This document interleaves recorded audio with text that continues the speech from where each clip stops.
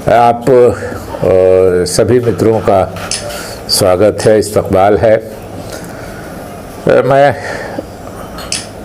2-2.5 महीने के बाद बिहार आया और इस बीच में बिहार में ही नहीं पूरे देश में जो कोरोना की स्थिति बनी दूसरी लहर की, वो सचमुच बहुत ही भयानक थी और भयावह थी। देश में बड़ी संख्या में लोगों की मृत्यु हुई है और हम सब लोगों का मानना है और निष्पक्ष जो लोग हैं उनका भी आकलन है कि जो सरकारी आंकड़े हैं उनसे बहुत ज़्यादा संख्या में लोगों की मृत्यु हुई है।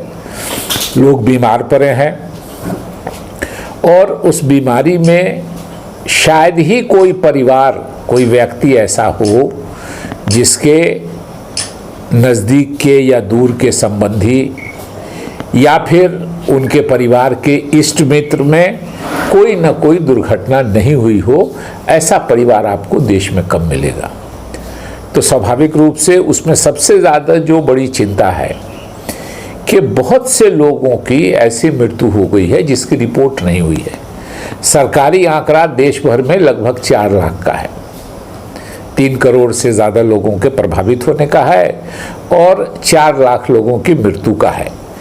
लेकिन सर्वे अगर किया जाए ईमानदारी से, बहुत से लोग अस्पताल नहीं पहुंच सके, बहुत से लोग घर में ऑक्सीजन की कमी की वजह कर ख़त्म हो गए, बहुत से लोगों का अस्पताल में एडमिशन नहीं हो सका, बहुत से लोग अस्पताल में एडमिशन होने के बाद कोविड से कुछ लोग ठीक हुए, उसके बाद पोस्ट कोविड कॉम्प्लिकेशन में उनकी मृत्यु हो गई।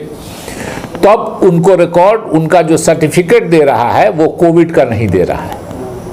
तो कोविड से बड़ी तादाद में लोग मरे हैं, हर गांव में मरे हैं। मैं एक गांव की बात बता रहा हूं। मेरे एक जान पहचान के इसी मधुबनी जिला में एक राजनीतिक दल के एक नेता, उनकी पत्नी का निधन हुआ। मैंने फ़ोन किया एक दूसरे अपने कार्यकर्ता को कि मैं आना चाहता हूं। उन्होंने कहा आप मत आइए। इसलिए नहीं आइए कि इस गांव में 32 से 35 लोग मरे हैं। आप किनके यहाँ जाइएगा? चूँकि व्यक्तिगत रूप से जाने पे लोगों को अच्छा लगता है और बोले कि हर बड़े गांव में लगभग यही स्थिति है, इसलिए थोड़ा अस्थिर होने दीजिए, उसके बाद आना जाना कीजिएगा। आप सोचिए कि अगर एक बड़ा गांव है वो ठीक है, बड़ा गांव है, 8,000 10,000 की आबादी है, उसमें 32-35 लोग मरे हैं और बिहार में दूसरे राज्यों के मुकाबले में थोड़ी लहर वैसी तेज नहीं थी, तब बिहार में ऐसी हालत है। तो स्वाभाविक रूप से हम लोग बिल्कुल मांग करते हैं बिहार सरकार से भी और भारत सरकार से भी कि एक सर्वेक्षण हो, पंचायत के जनप्रतिनिधियों के माध्यम से, प्रखंड और पंचायत के माध्यम से एक सर्वेक्षण हो कि कितने लोग, हम लोगों को जो जानकारी है यहाँ, बहुत से लोगों को ये छुपाया गया कि हमको कोविड है। चूँकि एक सोशल स्टिग्मा हो गया था, एक समाज में लोग डरने लगे थे, तो कोई किसी ने कहा टाइफाइड हो गया, किसी ने कुछ कहा और उसमें भी लोगों की मृत्यु हो गई है। तो उनको भी मदद मिलनी चाहिए और लोगों का जीवन यापन, ऐसे बच्चे हैं जिनके माता पिता दोनों ख़त्म हो गए, ऐसे बच्चे हैं जिनका जो अर्निंग मेंबर था, जो कमाऊ मेंबर था घर का, वही समाप्त हो गया है।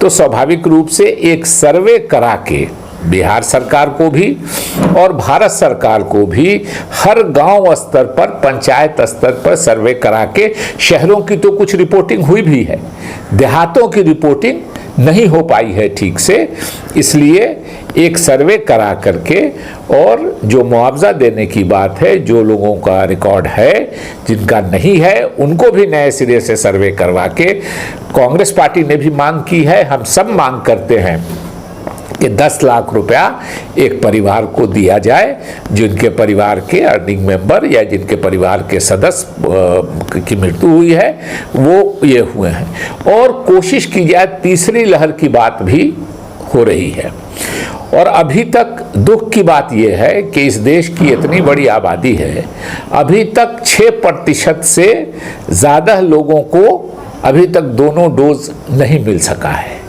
तो जितनी तेजी से वैक्सीन बन सके और जितनी तेजी से या तो बाहर से आ सके, हमारे वैक्सीन की परंपरा इस देश की बहुत पुरानी है।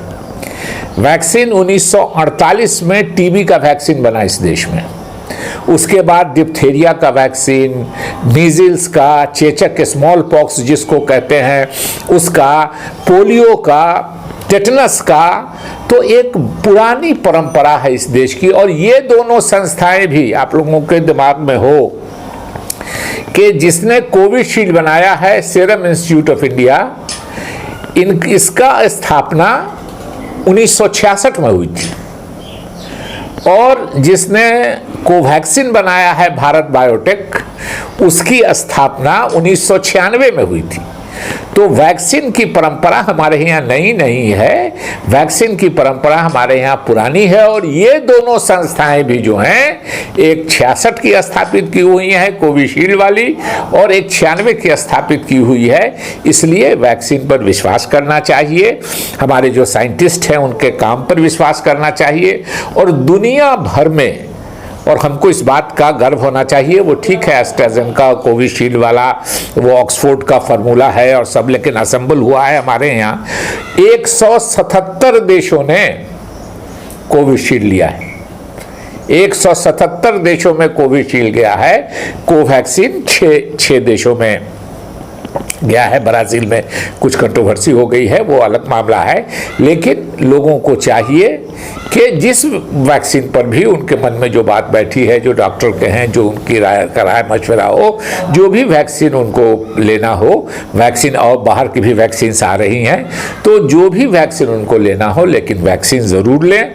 और सरकार को चाहिए कि जो परिवार प्रभावित हुए हैं, जिनका रोज़गार चला गया है 2 लॉकडाउन में, और एक बात को आपको बताना चाहते हैं, शेयर करना चाहते हैं कि पिछली लहर में भी, जिसको पहली लहर में कहते हैं लोग, हम लोग दावा करते हैं, सरकार दावा करती है कि बहुत सफलता से हमने ये किया है, पिछली लहर में भी हमारे सभी पड़ोसी देशों से हमारी स्थिति खराब थी। मैं आपको आंकड़ा देता हूं, पिछली लहर में जो पहली लहर थी, हर 10 लाख की आबादी पर भारत में 111 लोगों की मृत्यु हुई, हर 10 लाख की आबादी पर।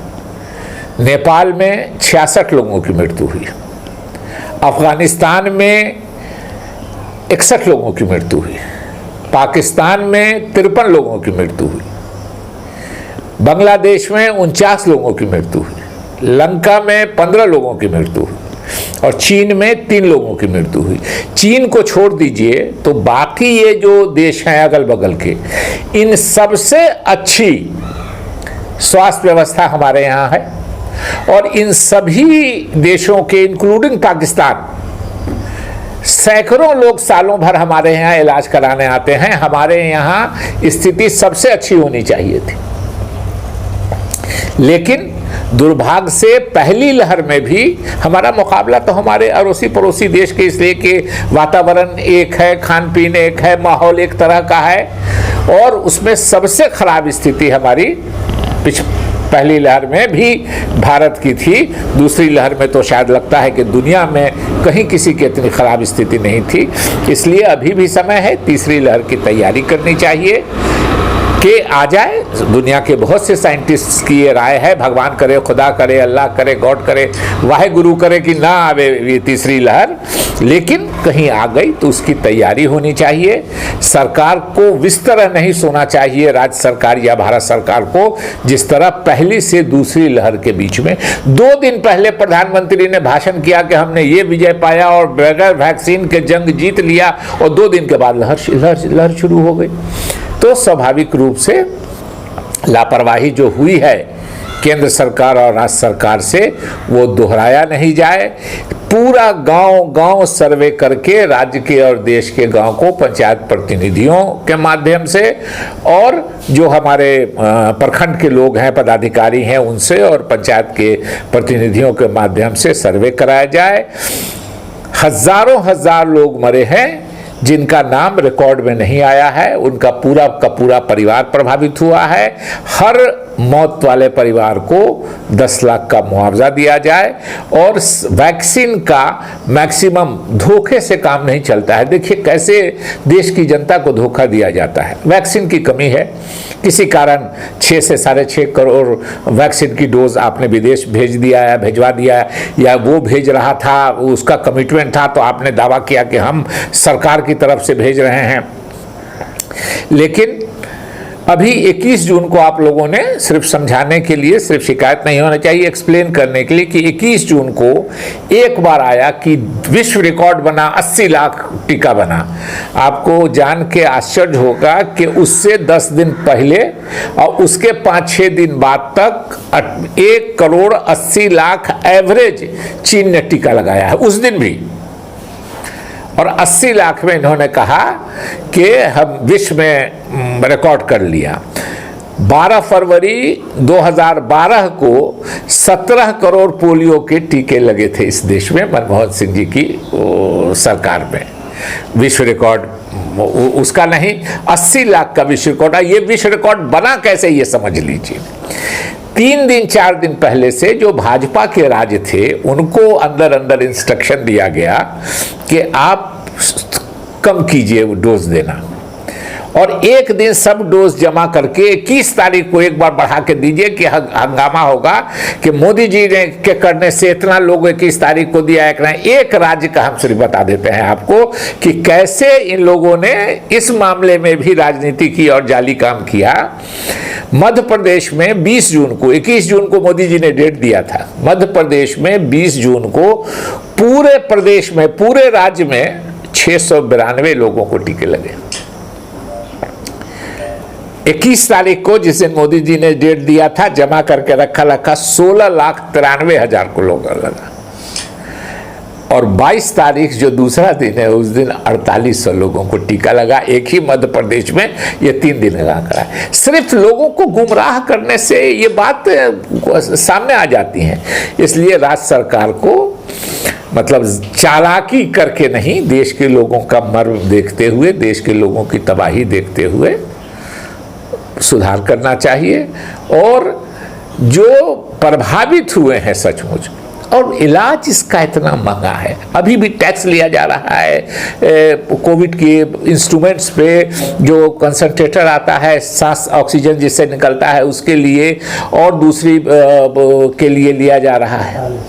इतना महंगा इसका इलाज है, और सरकार को इस मामले में भी व्यवस्था करनी चाहिए। और स्वास्थ्य पर जो खर्च करते हैं, बहुत दिन से मांग उठ रही है, मैंने किसी एक सरकार की बात नहीं है, स्वास्थ्य के इसमें जो खर्च होता है उसको बजट से उससे ज़्यादा बढ़ाना चाहिए।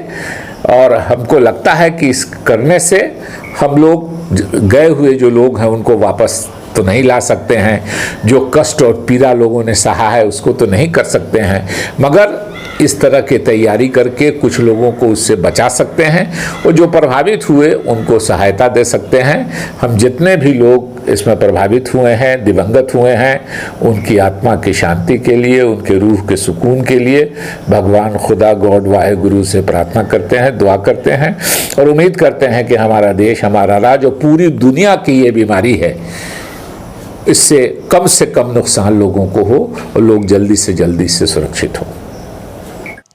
छोटी बड़ी हर खबर के लिए सब्सक्राइब करें हमारे चैनल हिंदुस्तानी मीडिया को और बेल आइकन दबाना ना भूलें।